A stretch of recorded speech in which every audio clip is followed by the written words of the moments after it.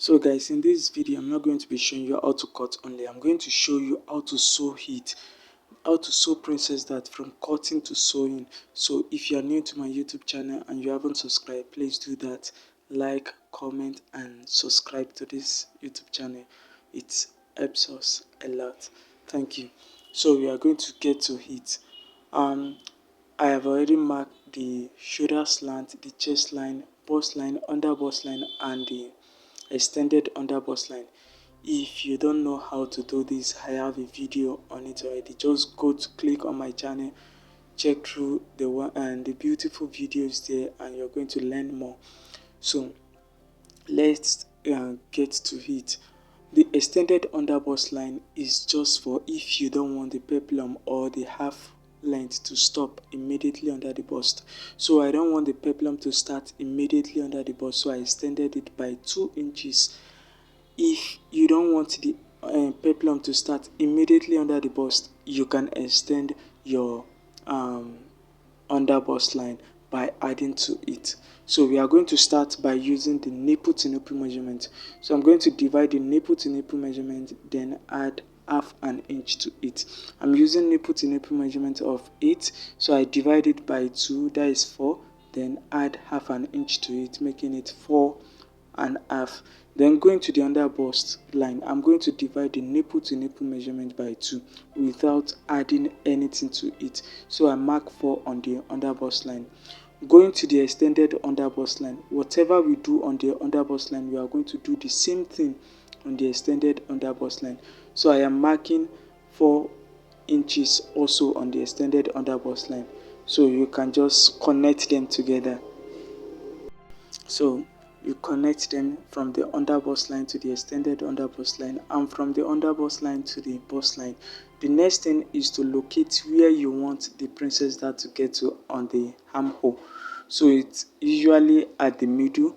So to get the middle, you have to measure the armhole round, then divide it by 2. So I have done that and I have located where I want it to be in my own case. So I can connect from that point to the bust line, which I have done that. The next thing is to take out the dart. So you either use dart of 2 inches, 2.5 inches, 2.5 inches or 1.5 inches depending on how big the breast is. If the breast is very big, then you use 2.5 inches. Normal average breast, then you use 2 inches, and if it's small, 1.5 inches. I use 2 inches here in my own case. So I am connecting with my French curve from that under bust line to the bust point. Then after I turn the French curve the other way, you should get this French curve. It is very useful. Then before marking, when I turn the French curve the other way, I confirm if the dart around the armhole is the same thing as the under bust. At the under bust I use 2 inches, so they should be the same. So as you can see, we are almost done with the marking.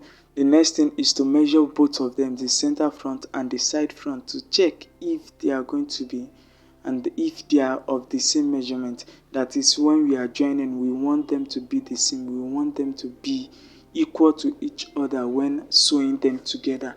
So mostly the side front is mostly short, so that's why we measure. As you can see, it is short, so I have to extend it so that they will be equal to each other when I am sewing them. So we are done. The next thing is just the body measurement. You know that already, and if you don't know that, you can check my YouTube channel to see videos of how to take the body measurement. And I'm done with that. As you can see, before we jump to sewing, let me quickly show you pad and how to pad. So we are going to be using a thick breast pad. So their breast pad, they are soft and thick and stiff, but the thick one is more preferable. The breast pad has 2 faces, the face with gum and the other face with no gum. So you have to place the bad face of the fabric on the gumming face of the breast pad. Remember, the breast pad should stop at the under bust line, not the extended under bust line. Although if you want to put the breast pad to the extended under bust line, there's no problem with that. but it is not necessary. It is very okay when it stop at the underbust line. So in my case, it's going to be stopping at the underbust line.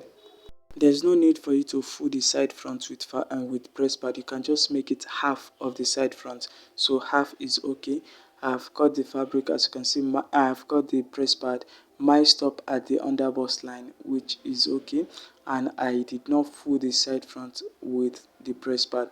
So let's go to cutting the breast part for the center front. Cutting the breast part for the center front, you might decide to full it or not. So it's very okay when the breast part stops at the armhole, since the side front too will stop there.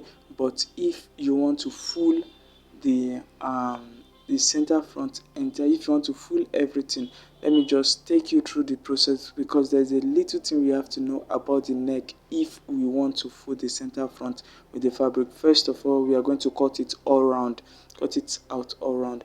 So we have the breast part in the fabric shape, but we can't just start sewing it this way because of the neck. The neck is going to be difficult for us to sew when we full the center front with and the breast pad. It's going to be very difficult for us to treat the neck, like to turn the neck with lining. So we have to cut out and create allowance for it.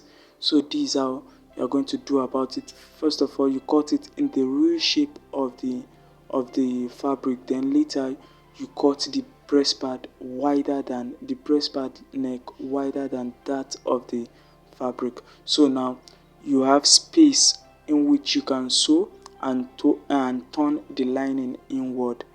So you should take note of this to make your the neck, your dress neck very neat. It really affects, it makes some neck, the lining will be showing at the front. So if you don't want to fold the neck, you don't need to go through all the, if you don't want to fold the breast pad, you don't need to go through all those processes. So I have gummed the fabric and the breast pad to the fabric using pressing iron. It's simple. Just place the fabric, the bad face of the fabric on the gumming face of the breast pad, then press with your pressing iron. I've done that for the side front and the center front. Before we sew, I advise you to attach, to sew the breast part to the fabric again before starting. So we are done with that with the breast part issue. The next thing is for us to start sewing. So you should always start sewing from the extended underbust line, from the down, not from the up. So when you are sewing, you should sew to the underbust line and stop, pause to the place that the breast part stops, and pause. Raise your presser foot and adjust the fabrics. Make the center front allowance and the side front allowance, they should be equal to each other. So as you can see, I am raising the center front and the presser foot, the machine foot. I am raising the or what they call it, maybe slippers or something. I am raising it in order to ensure that the side front allowance and the center front allowance are equal to each other. So that is how you're going to go about it. You have to go about it. You see, the side front and the center front are equal around the armhole because we measured to confirm if they are going to be equal. You have to give it a notch there, but remember the notch should not touch your sewing should not touch the thread. Having done with the first side, we move to the other side. So remember, we are starting from the down also. So we sew to where the breast part stops, then pause, raise the presser foot or the slippers, and make sure the center front and the side front allowance are equal to each other. You pause and raise the center front again to ensure that the center front and the side front are equal to each other. So that is how you are going to be making sure that they are equal to each other as you sew, in order for us to have the real shape which we cut the fabric to be. So make a notch here and don't let your notch cut and the scissors cut through the sewing, like cut and the thread. So we are done with that. The next thing we want to do is to open the allowance and press. We want to be flat, you can use water while pressing in order to make it flat. So I'm going to press mine and show you how it is after pressing. So this is it. As you can see, the allowance are open and it makes the press pad the bustier very free when you press the allowance flat. This is the outcome, and this is what you want. From the underbust line to the extended underbust line is flat, because the press doesn't get to there. The press starts from the chest line to the underbust line. So thank you so much for watching this video to the end. If you haven't subscribed, please do that to see more